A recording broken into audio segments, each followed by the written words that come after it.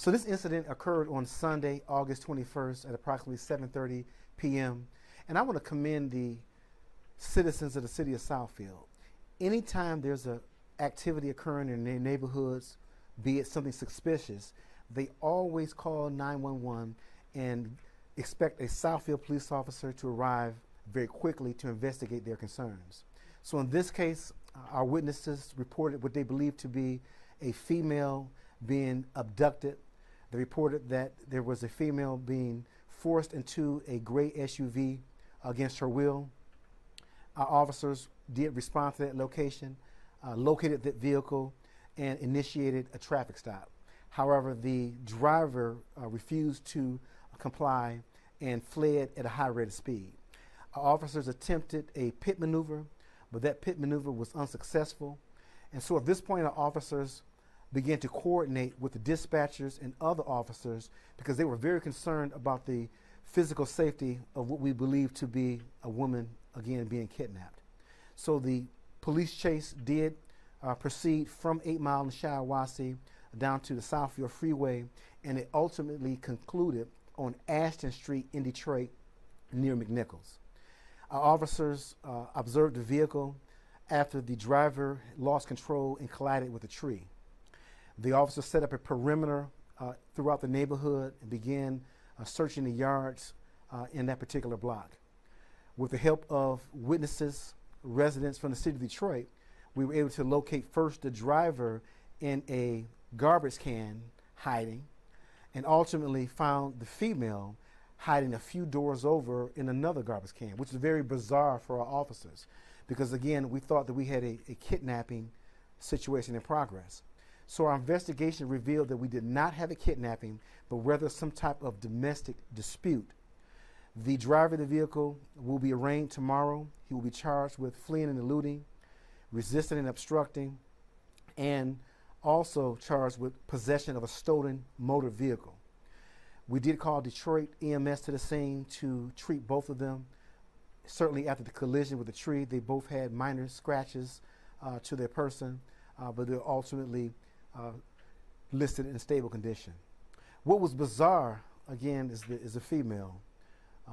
We noticed that she was not really complying with us as relates to was she being kidnapped. However, we did release her pending the further investigation. And the thing that I'm most concerned about is that this individual made a decision to not only put himself and the female passenger at risk, but also this community at risk and our officers engaging in this high-speed pursuit. Our officers have an expectation that when there's a report of a kidnapping, we need to do everything we can to bring that person or persons into custody, particularly to save a potential victim. And so I commend the work of our officers, our dispatchers. I also commend the work of the community.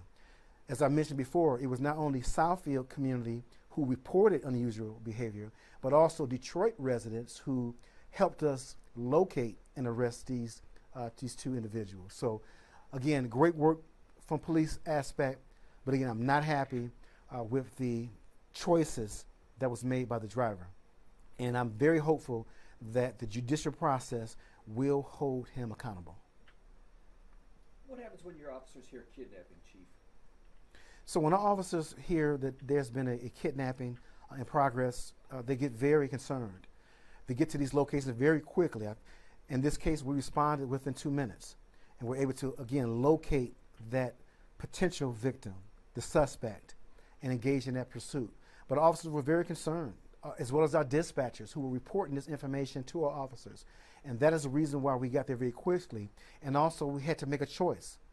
Do we go after the vehicle with a victim inside? And when we look at things that have happened nationally, sometimes victims of kidnapping, they don't return home to their families. So that is what was on our officers' mind, making sure that that individual returns home safely to their families. Did he force the victim into the vehicle? So is it in fact a kidnapping? So it does appear by witness statements that she was forced into the vehicle. But it's unknown because she's not really cooperating with us at this point to what level of kidnapping. Was it a domestic argument where he was trying to get her to go to wherever their next location was, or was she trying to get away from him and then she was forced inside the vehicle. So those facts are unknown, and that may come out at a later date. Had they left the scene when your officers arrived? So when our officers arrived at the location after our community called in what they believed to be a kidnapping in progress, the suspect and our victim were still at the location. When we arrived at the conclusion of the police chase, the vehicle was unoccupied and both occupants had fled the location. The fact that the victim is hiding, what does that say to you? Well, it was bizarre again. We're thinking that we have a victim who is fearing for her safety. But I always got to keep an open mind when we have these situations, because when we live in a world of domestic violence, we live in a world of human trafficking. A lot of things can be connected to why a person would flee as well. So those answers are unknown, and that's why we're going to continue to keep this case open, try to reach out again and see if we can get more information from the woman. Maybe at that time she wasn't willing to speak with us because maybe fear of her perpetrator. So again, we'll do some more homework on this and on this investigation, and we'll decide what the next steps are. Can you describe what the relationship is between the two people involved in the incident? It's unknown, but it does appear that they are acquainted in some fashion. So unknown if it's a relationship, whether it's domestic relationship, but they do know each other, and from my understanding, they've known each other for some period of time, where our suspect is 26 years old and she's 23. Could she face charges at this point? At this point, there's no charges that she could face. Right now, we're looking at her as a potential victim, and then we'll let the investigative process determine what our next steps are. What is the 26-year-old facing? He's facing charges of fleeing and eluding, receiving and concealing stolen property, and resisting and obstructing our police officers. The fact that he flees the scene with her in the car, does that tell you something about him? What tells us he has no regard for not only her safety, his safety, or the safety of this community. You know, police pursuits are dangerous. That's why the Southfield Police Department, you often see us employing our pit maneuver, because we know our pit maneuvers have been very successful as our tactics as bringing these chases to a conclusion without unnecessary risk to the community. And so we're going to continue that practice, continue to train on these practices, because as you all know, these suspects have become more bold and they refuse to comply, whether it's in Southfield, whether it's in our surrounding agencies. But we will do what we can to safely bring them to justice. They hit a tree in a police chase. Would you say they're lucky to be alive after that? They're very fortunate. I've seen in my experience of over 24 years of policing, sometimes when vehicles make contact with trees, people aren't so fortunate as these two were to get out, run, and ultimately only have a few minor scrapes and scratches. So they're very fortunate. Again, our community is fortunate.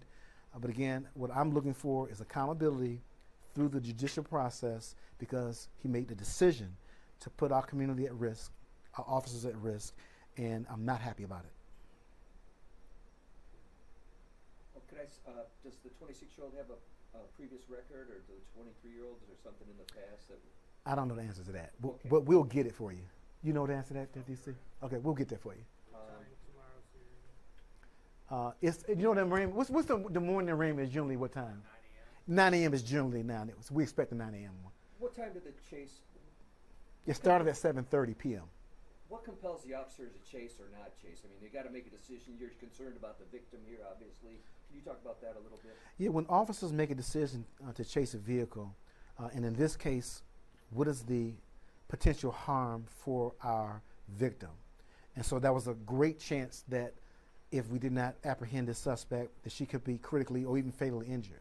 So it's a case-by-case decision. Officers and the supervisors, because we also terminate vehicle pursuits as well, because the risk outweighs the reason for chasing. And so in this case, high potential for injury or death to a victim, and the decision was correct to pursue this vehicle. The fact that she's hiding in a garbage can, that's just mind-boggling to me. You know, you haven't done anything wrong, and now you're hiding from the police. So does it? And that's what made it bizarre to our officers when we found her hiding in a garbage can. That here we are thinking that you are a potential victim, but you fleeing along with the suspect. So like I said, we got some work to do to determine what her reason was. Was she fearful of him? Was she just as culpable in the situation as he was? And so we'll continue to try to reach out to this individual, and the appropriate investigative measures will take place if we have findings to pursue this further. Any need for hospitalization? Both were treated by Detroit EMS and released for minor scratches. That's so lucky. Yeah, very, very, very lucky. Yeah.